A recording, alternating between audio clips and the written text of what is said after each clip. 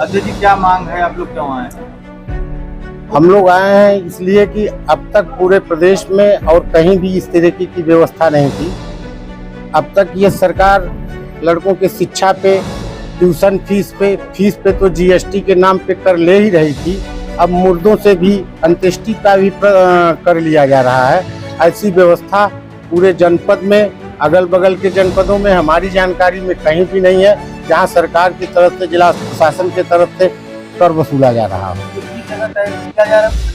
ये भोगांव घाट पे जो है, वहाँ जो है 1000 रुपया प्रति 100 अंत्येष्टि पे कर लिया जा रहा है और विधिवत उसका वहाँ बोर्ड लगा हुआ है।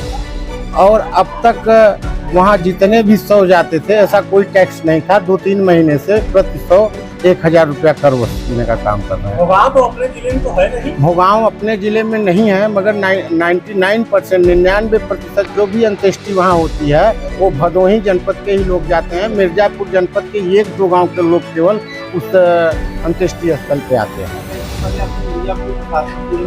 हाँ, जिलाधिकारी महोदय से हम लोग मिले थे। उन्होंने कहा भी था, टेलीफोन करके भी कहा, जो विभाग इसको जो है वहाँ देख रहा है मेंटेनेंस, तो कम करने की बात हुई थी, मगर आज तक जो है अभी तक कम नहीं हुआ है।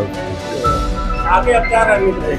आगे रणनीति ये है कि हम, चूँकि हमारे जनपद के लोग इससे जो है वो परेशान हो रहे हैं, उनके ऊपर अधिभार बन रहा है।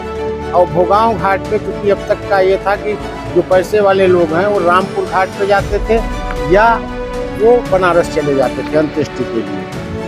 भोगांव घाट गरीब लोगों के लिए छोटी काशी के नाम से मशहूर था, इसलिए गरीब तबके के लोग ज़्यादातर अंत्येष्टि के लिए भोगांव घाट पे जाते थे।